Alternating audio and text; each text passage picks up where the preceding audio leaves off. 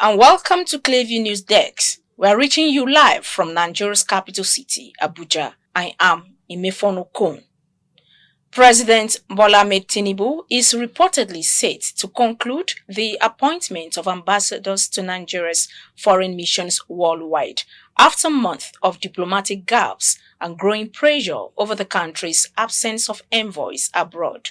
Multiple presidency officials familiar with the development told our correspondent that the president had ordered a final cleanup of the list of nominees ahead of its release. A source who spoke on condition of anonymity, as they were not authorized to comment publicly, said the move is going to be concluded very soon. He added that the Senate had already screened the nominees, noting that the cleanup was to ensure that no one due for retirement remained on the list. Another source confirmed that security and background clearance were completed months ago. However, a revision became necessary after several nominees passed away, took new appointment, or opted out due to ill health.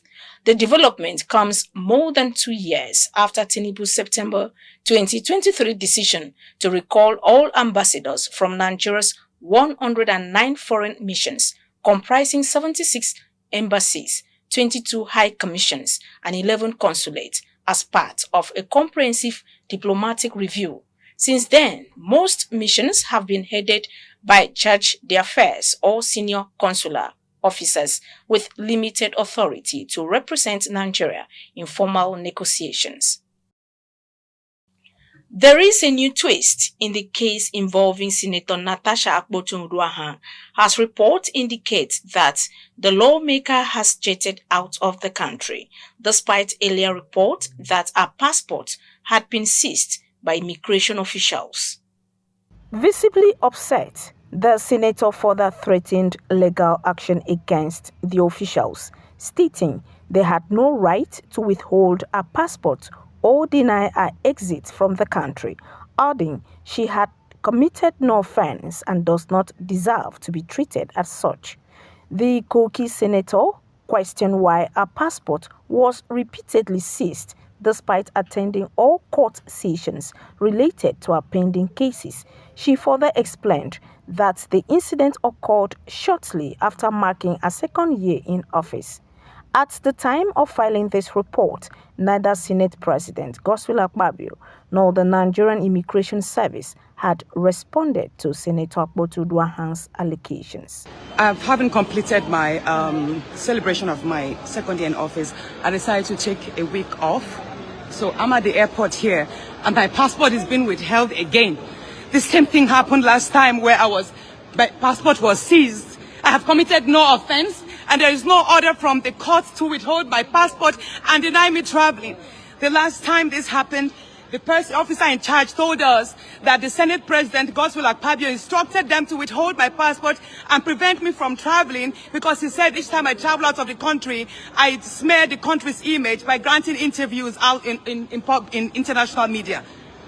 Please, can you tell them to release my passport and this embarrassment should stop? You have no right to withhold my passport. You have no right to deny me exit and entrance into my country. I have not committed any offense, and this must stop. Sorry. No, this must stop. As a matter of fact, I think I have to sue you for continuously embarrassing me. Sorry. No, don't tell me sorry. Can I please have my passport? You can't keep doing this to me all the time. Is Godswill Akpabio so important? Why is he overruling boundaries? Godswill Akpabio, the Senate President, has instructed the Comptroller General of Customs to deny me exit, to withhold my passports. This is wrong. Minutes after the confrontation, one of the officers eventually returned her passport, as immigration officials could be heard apologizing in the background and attempting to calm her down during the live stream. There was no order. Yes, I know I have 2 federal government cases against me, of which the President of Nigeria instructed the AGF to cancel the cases, to withdraw the cases. No, hold on, please. This President Bola Ahmed Tinubu actually spoke with Godswill Akpabio to terminate all the cases against me because he agreed that they were politically witch hunting cases. Hold on. So there is no reason why my passport should be withheld at the international airport. There is no reason why. You have no right to do that, madam. You have no right. You are taking laws into your hands. There is no court order. I have not missed any of my court appearances. I have attended all my court sessions. I am not a flight risk. I am not a risk to my country. So why are you treating me like a criminal? Can I have my passport, please?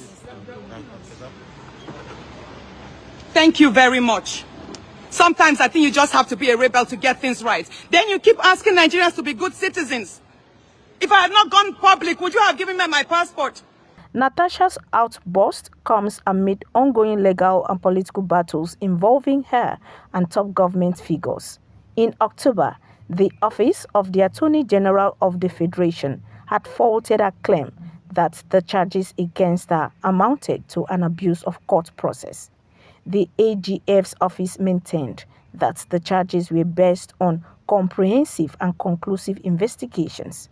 Akpoto Ruahang is currently facing separate cases of alleged criminal defamation and cybercrime before the FCT High Court and the Federal High Court, Abuja.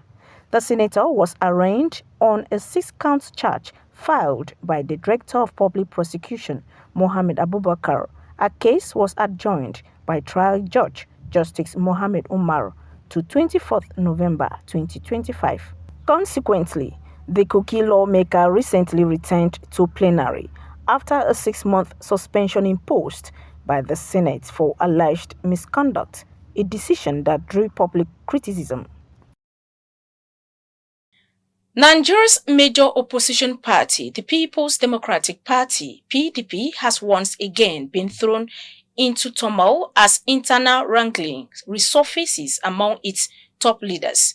The once cordial relationship between acting national chairman Umar Damakum and Minister of the Federal Capital Territory Nyesom Wike has reportedly gone south, sparking a new power tussle within the party. The report. Weighing in on the crisis rocking the People's Democratic Party (PDP), Minister of the Federal Capital Territory Nyesom Wike said, "The issue of impunity cannot be allowed to continue." The crisis in the PDP deepened over the weekend as a faction of the party loyal to Wike and led by Samuel Anyayu, the embattled National Secretary, announced the suspension of its national chairman Umar Damagun after an emergency meeting. But you see, as a tax collector, you will always be, Damagun is a tax collector. There are people naturally in their life, inside the art. They think that money is everything in life. They think that they can never be steadfast. Let them go challenge me. Let him go to court and sue me and say, look, this was what the minister said about me. He knows he cannot. Also reacting to the party's internal wrangling, former Ekiti State Governor Ayo Fayose openly accused Damagun of compromise, describing him as a terrible leader unfit to steer the PDP through its current challenges. We are happy we have a new acting national chairman. You recall this is the same way Ayu's crisis started. And this former chairman, Damagun, will go the way of Ayu. I can assure you, he was not supposed to be the chairman.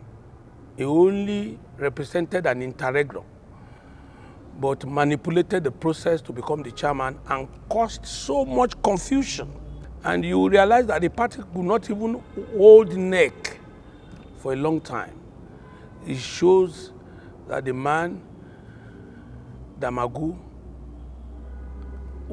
has been incompetent. He does not have what it takes, and he stole that office and acting in that capacity. Therefore, we want to appeal to the new acting chairman, assuring him of a cooperation of all party members, ask him to reposition the party, ask him to make all necessary corrections in state chapters, prepare for convention. After everybody must have obeyed the last court judgment that congresses must be held in all state chapters before the convention. Truth, the PDP is in trouble. But you never can tell. You can find a doctor in an Abdurrahman who is willing to turn the table around for the party. But right now, the party is in comatose. Amid the chaos, a new acting chairman was sworn in on Monday, an event marked by protests and visible divisions within the party ranks. Observers say the renewed crisis could further weaken the people's cohesion ahead of upcoming political contests as calls grow for genuine reconciliation and internal reform. Florence Joshua reporting for Clearview News Desk. In Edo State, police have uncovered a bizarre case of self-kidnapping as a 27-year-old woman, Choma Success, is now in custody after allegedly staging her own abduction and that of her 3-year-old son to extort 5 million naira from her husband. According to police report, Choma conspired with others, including her cousin Osita Godfrey, to fake the kidnap on October 27, 2025. The scheme unraveled after a detailed cyber investigation by the Edo State Police Anti-Kidnapping Unit traced the plot back to the supposed victim. Police spokesperson ASP Eno Ekoidem confirmed that Choma confessed to orchestrating the plan using an accomplice, Martins Chidoize, to demand ransom from her unsuspecting husband. Authorities have vowed to prosecute all involved, warning against such criminal deception. Once Nigeria's classiest it couple, Nollywood star Regina Daniels and billionaire politician Ned Nwoko are now caught in what looks like a full-blown family storm. What started as a love story admired across the nation has spiraled into a public spectacle of accusations, arrests, and emotional drama. It was a picture-perfect marriage that dazzles social media with luxury vacations, exotic gifts, and a young actress living every girl's dream who popularized the phrase, "I'd rather cry in a Ferrari." But tonight, the dream appears shattered. A viral clip now making the rounds online shows what seems to be a heated confrontation between Regina and Ned. In the video, the visibly upset actress exchanged words with her husband. Please,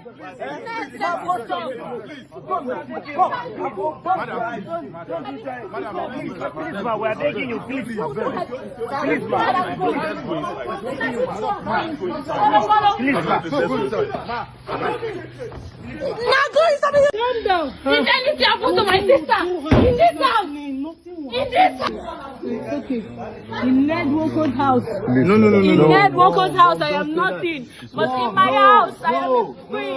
No, you're still as valuable. Mom, look at me. Look at me, Mom. Reports suggest Ned Nwoko accused Regina of drug use, an allegation that shocked fans and left many wondering what really goes on behind their mansion doors.